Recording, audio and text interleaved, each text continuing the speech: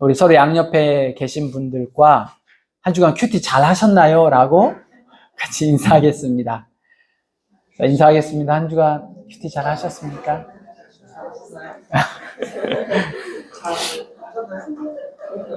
여러분, 로마서 10장 17절이 이렇습니다. 믿음은 들음에서 나며 들음은 그리스도의 말씀으로 말미암았느니라. 기본이 되는 성경 구절입니다. 여러 성경 구절 중에 우리 신앙의 기본이 되어져요. 믿음은 어디에서 난다요? 들음. 아무거나 들으면 안 되고 뭘 들어야 돼요? 그리스도의 말씀을 들어야 합니다. 꾸준히, 조금 늦어도 괜찮아요. 조금 늦어도 괜찮으니까 꾸준히 여러분 신앙생활 하면서 이 말씀이 여러분들에게 가장 중요한 토대, 신앙, 기초가 되길 바라요. 그래서 말씀을 사랑하는 법, 매번 다 그럴 수는 없지만 정말 주님의 말씀을 내가 사랑하는 법, 또 그 말씀을 통해 얻는 유익, 깨달음, 기쁨이 여러분들에게 있기를 바랍니다.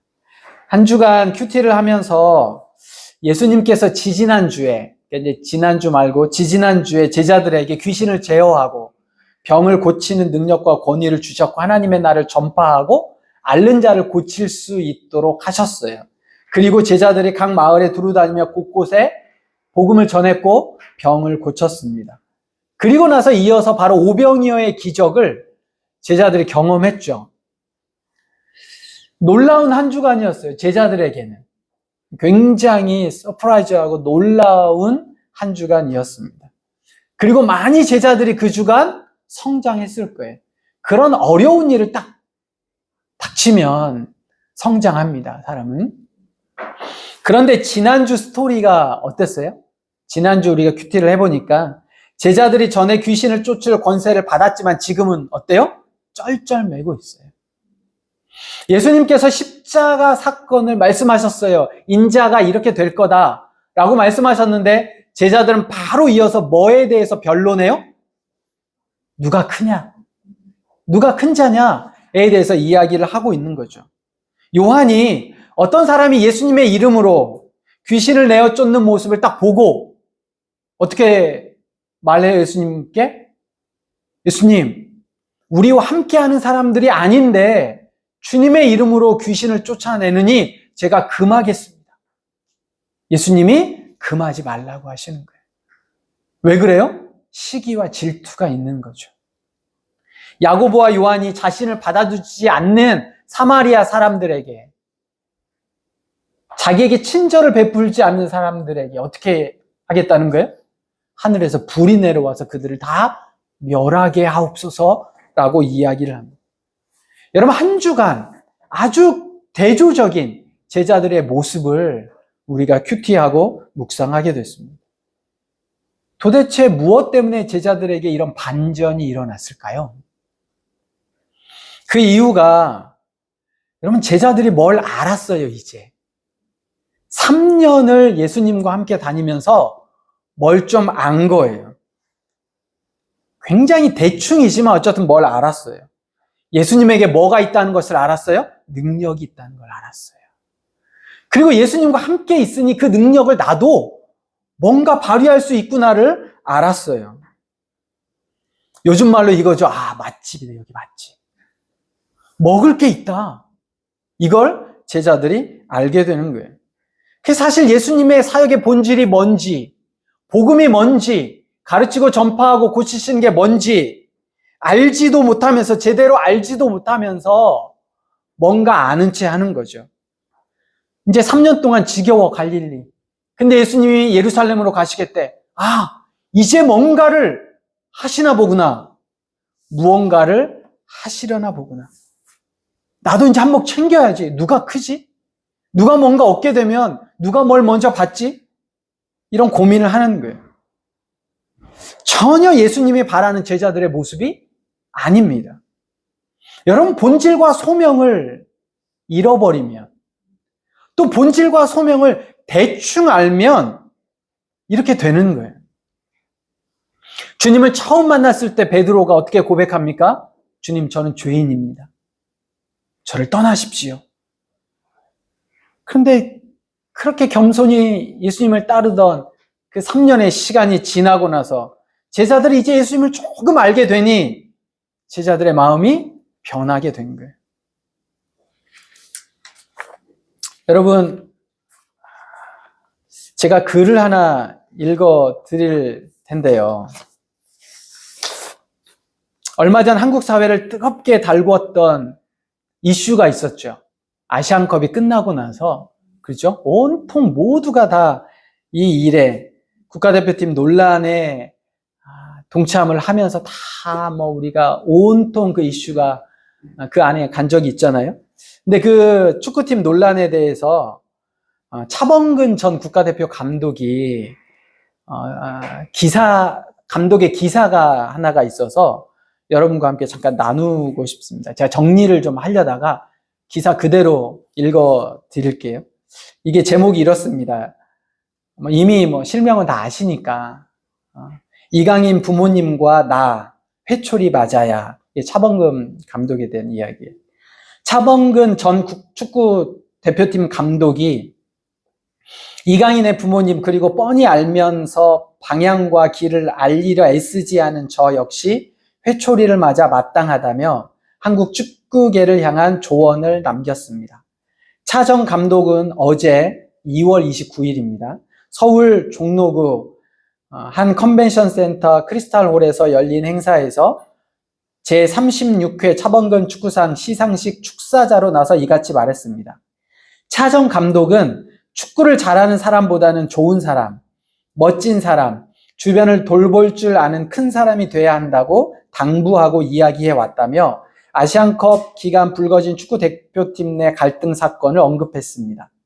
그는 아시안컵을 마친 뒤 23살의 이강인이 세상의 문매를 맞고 있다며 스페인이나 프랑스에서는 대수롭지 않은 일이 한국 팬을 이렇게까지 화나게 할 줄은 꿈에도 생각지 못했을 것이라고 말했습니다. 이어 오늘 상을 받는 세대는 동양적인 겸손과 희생이 혹은 대한민국 국가대표 선수로서의 책임감이 자칫 촌스럽고 쓸모없는 짓이라고 생각할 수도 있고 앞으로 더욱 많아질 수도 있다며 동양적 인간관계야말로 우리가 자연스럽게 물려받은 무기이자 자산이라고 강조했습니다. 차 전 감독은 이런 예절이 박지성과 자신이 선수 생활을 성공적으로 마친 비결이라고 언급했습니다. 그러면서 설사 아이들이 소중함을 모르고 버리려고 해도 아이들이 존경받는 성인으로 성장하도록 어른들이 다시 주어서 손에 꼭 쥐어줘야 한다고 강조했습니다. 차 전 감독은 다른 문화를 경험한 세대 간 마찰에 대해 적극적으로 고민하고 교육하려는 노력을 하지 않았다. 나는 이제 늙었고 이제는 쉬어도 된다고 스스로 생각했다며 지금 생각하니 몹시 부끄럽다라고 자책하기도 했습니다. 차 전 감독은 수상자 학부모를 향해 이 자리에 계시는 부모님들은 어른이 해야 할 일이 무엇인지 진지하게 고민해야 한다며 품위 있고 진정한 성공을 위해 무엇이 중요할지 우선 생각해야 한다. 꼭 부탁드린다고 밝혔습니다. 이 기사의 내용이에요. 제가 이 기사를 보면서 무슨 생각을 하게 됐냐면 그렇다. 그러니까 국가대표라는 게 뭔지 손흥민보다는 그 어린 세대가 아는 그 알미 좀 부족하지 않나. 당연히 유럽에서는 주장하고도 싸우고 감독하고도 싸우고 이게 늘 있는 거예요. 이게 큰 비난거리가 아닌 거죠. 그럼에도 불구하고 그 유럽에서의 그 경험을 한국에서 고스란히 하다 보니 그러니까 국가대표가 갖는 그 무게감, 아니 내가 나를 위해서 탁구 치고 뭐가 큰 문제냐. 근데 국가대표팀이 갖는 그 무게감이 서로 안에 다르더라는 거예요. 이제 막 자라기 시작한 이강인에게는 굉장히 쓴 약이 됐을 거다라는 생각을 하게 됩니다. 여러분 신앙도 마찬가지인 것 같아요. 제자들이 그 예수님을 따른다는 것이 무엇인지, 예수님의 제자가 된다는 게 무엇인지 어설프게 아는 거예요. 그러기 때문에 예수님의 그 말씀 자체를 자기가 온전히 받아들이지 못하고 있는 거죠. 여러분, 오늘 우리가 읽은 말씀에 보면 57절, 58절에 보세요. 이 사람이 이렇게 얘기합니다. 어떤 사람이 여짜오되 어디로 가시든지 나는 따르리이다. 이렇게 말씀을 하시죠. 여러분, 이게 쉽나요?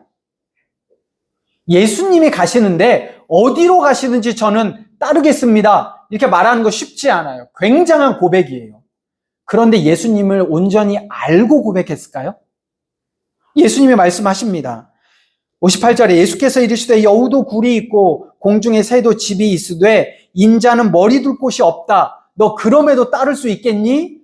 라고 말하는 거예요. 여러분, 내가 무언가 내 삶을 헌신해서 예수님 어디로 가든지 제가 따르겠습니다 라고 이야기하는 건 믿음이 적은 사람이 아니에요. 신앙의 헌신이 적은 사람이 아니라 굉장히 많은 것을 포기하고 주님을 따르겠다라고 도전하고 이야기하는 거거든요. 그런데 예수님이 이야기하시는 거예요. 너 나를 잘 알고 나서 하는 말이니? 너 내가 가는 길이 어떤 길인지 알고 얘기하는 거야? 라고 말하고 있는 거예요. 59절, 60절도 마찬가지입니다. 61절, 62절에도 마찬가지예요. 여러분, 61절, 62절도 이렇게 이야기합니다. 주여, 내가 주를 따르겠나이다마는 나로 먼저 내 가족을 작별하게 허락하소서. 제가 제 삶을 주님 앞에 다 드립니다. 그런데 한 가지, 요거. 여러분, 이게 우리 동양적인 사고로 받아들이면 부모님을 장사한다 굉장히 중요한 일이거든요. 어떤 일보다 중요한 일이에요. 그러나 그거는 우리 동양적인 사고고요. 이 당시에 나로 먼저 내 가족을 작별하게 허락하소서라는 건 이스라엘은 2번의 장사가 있어요. 그래서 그 첫 번째 장사거든요. 그러니까 굳이 본인이 가지 않아도 되는 일이에요. 약간 이제 배경을 아셔야 되는데. 그러니까 내가 헌신하고 주님 앞에 내 삶을 다 드리겠습니다. 그런데 요거 하나는 내가 포기할 수 없는데, 근데 요거 하나만 제가 주님이 허락해 주시면 여러분, 이것도 굉장한 믿음이에요. 이렇게 쉽지 않아요. 그런데도 예수님이 말씀하시는 거죠. 손에 쟁기를 잡고 뒤를 돌아보는 자는 하나님 나라에 합당하지 않다라는 겁니다. 네가 나를 따르는 이유가 뭐니? 네가 이렇게 헌신하고 고백하려는 이유가 뭐니? 네가 중요하게 여기는 가치가 뭐니? 너에게 신앙의 본질과 소명, 나에 대해서 제대로 알고 있니? 라고 물어보시는 거예요. 여러분, 우리가 이 땅에 사는 이유가 뭘까요? 내가 일하는 이유가 뭐예요? 일을 하는 이유가. 여러분, 오늘 주일에 이곳에 오신 이유가 뭐예요? 세종에서. 그죠? 인천에서. 이곳에 오신 이유가 뭐예요? 일찍 와야 되잖아요. 그리고 또 하루 중간에, 저희 예배 시간이 중간이잖아요. 다들 우리가 알고 있는 것처럼. 사실 애매해요. 이 시간을, 앞뒤 시간을 쓰기가. 그럼에도 불구하고 내가 이 자리에 있는 이유가 뭐냐? 예배하는 이유가 뭐냐? 우리 공동체를 하나님이 이곳에 세우게 하신 이유가 뭐냐? 대충 알고 있는 것과 정말 확실하게 알고 있는 게 달라요. 대충 알고 있으면 예수님의 제자들이 지난주에 고백했던 그 큐티의 내용과 사실 다를 바가 없는 거예요, 우리가.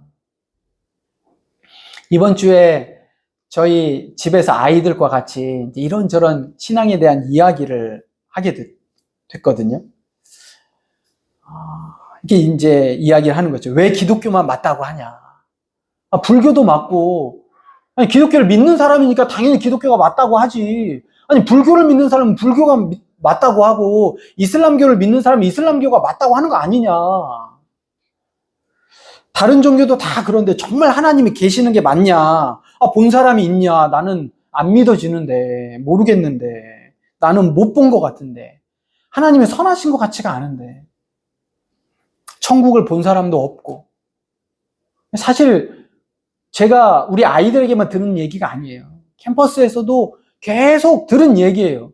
그리고 제가 이 질문을 여러분들에게 이야기하면 여러분들이 이거야라고 정말 확실하게 답하실 분 많지 않아요. 아니, 수많은 종교가 있는데, 아니, 여러분들 부모님이 교회 다니셔가지고 믿은 거지. 부모님이 만약에 불교 보살이셨으면, 아니, 그럴 수 있잖아요. 이거 다 짓는 질문이에요. 그리고 또 하는 게 질문이죠. 아니, 말씀이 그렇게 나와 있는데 이 말씀 어떻게 믿냐? 말씀이 혹시 가짜면 어떻게 할 거냐? 그렇죠. 그러면서 또 정말 현실적인 이야기를 한 적이 있어요. 아니, 근데 헌금을 왜 내는지 난 모르겠다는 거예요. 아니, 하나님이 그렇게 많으신데, 하나님이 그렇게 엄청나게 많이 가지고 계시는데, 왜 헌금을 내자는 거예요? 오히려 진짜 하나님이라고 하면, 나 많아. 그냥 괜찮아. 너 써. 근데 이게 너무 맞는 거예요. 그렇죠. 아니, 내가 그렇게 한 달 동안 그렇게 수고하고 번 거, 나 이거 정말 아까운데, 이거 쓰고 싶은데, 아니, 이거 하나님 앞에 드리면, 그래, 네 마음이 정말 귀하다. 그 마음만 받을게. 근데 이건 너 써, 그냥. 아니, 이게 더 맞는, 그런 것 같아요. 근데 제가 무슨 생각을 했냐면, 대충 알고 있구나. 진짜를 알면, 이렇게 얘기하지 않을 텐데. 아니, 근데 그럴 수밖에 없죠. 저희 아이들이 고3, 고1, 중1인데, 대충 알고 있구나. 아이들과 이야기하면서 이런 생각이 났어요. 창세기 1장 1절.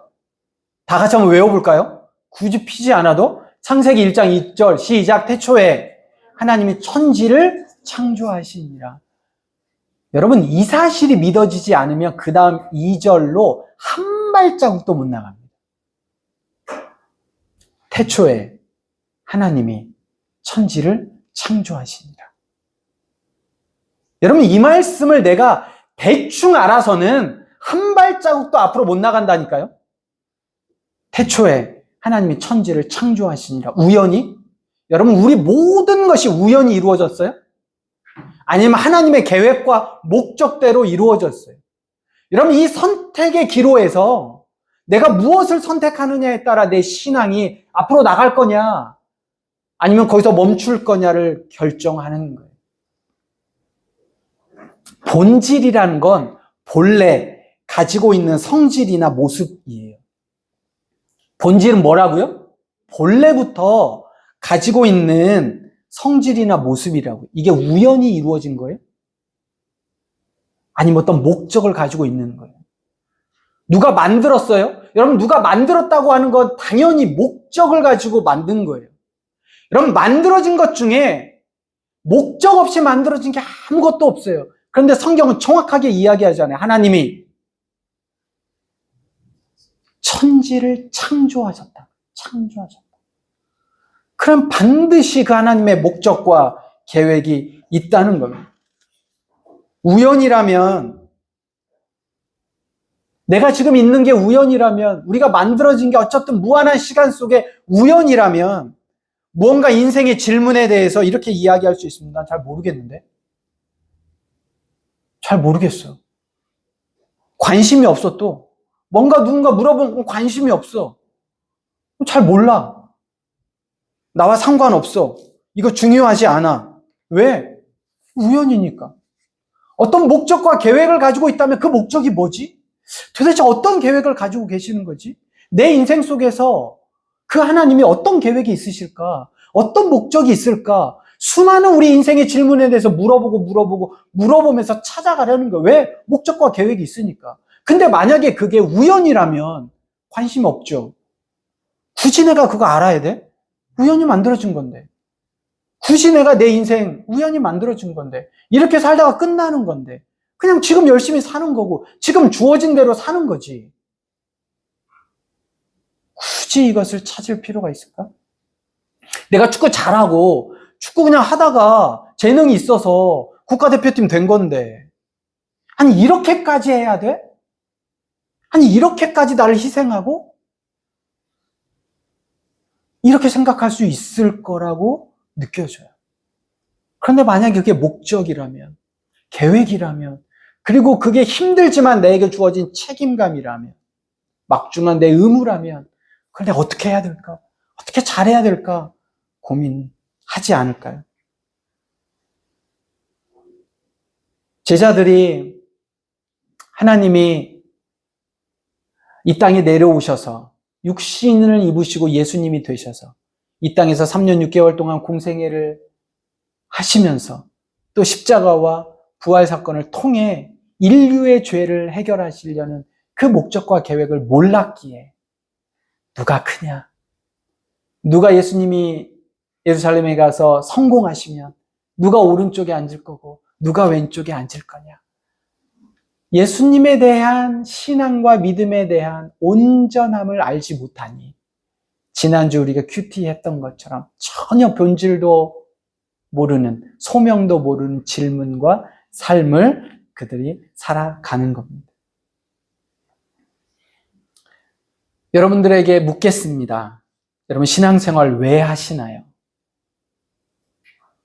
굉장히 포기하면서 해야 될 게 많잖아요. 시간도 그렇고, 재정도 그렇고, 에너지도 그렇고, 내 삶에도 그렇고.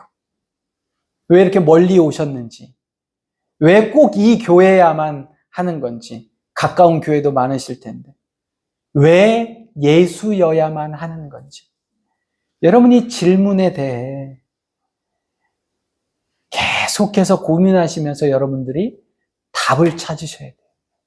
근데 그 답을 어디서 찾으셔야 돼요? 말씀을 통해 찾으셔야 돼요. 예수를 통해 찾으셔야 돼요. 내가 세상에서 사람들의 이야기를 통해 찾는 게 아니라 예수님이 뭐라고 말씀하시는지, 말씀이 뭐라고 말씀하시는지를 여러분 찾으셔야 됩니다. 어디로 가든지 나는 따르겠습니다. 결국 그 삶과 헌신, 그렇게 고백했던 그 사람이 예수님 따랐을까요? 못 따랐을까요? 성경은 이야기하지 않아요. 근데 성경의 뉘앙스에 보면 따르지 않았어요. 혹여나 따랐을지라도 그때는 그 열정과 그 뭔가에 의해서 따랐을지라도 시간이 지나면서 이건 아니구나.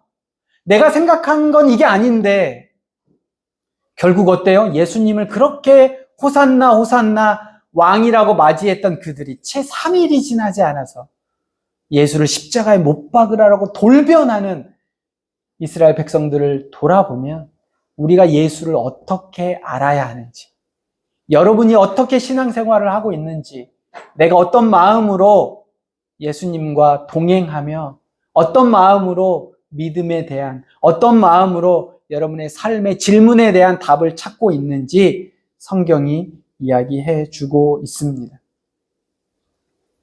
신앙생활은 굉장히 쉬워요. 왜? 내가 한 게 아니거든요. 내가 시작한 게 아니에요. 내가 예수님을 찾으려고 그렇게 수고하고 노력하고 그렇게 해서 예수님을 찾은 거 아니거든요. 예수님이 나에게 먼저 오셨어요. 내가 신앙생활 시작한 거 굉장히 쉬워요, 사실은. 그리고 생각해보면 어떻게 내가 예수 믿게 되었지? 근데요, 신앙생활은 굉장히 어렵습니다. 너무너무 어려워요. 너무너무 쉬운데 너무너무 어려워요. 그 답을 말씀과 성경을 통해 찾으시기 바랍니다. 본질과 소명입니다.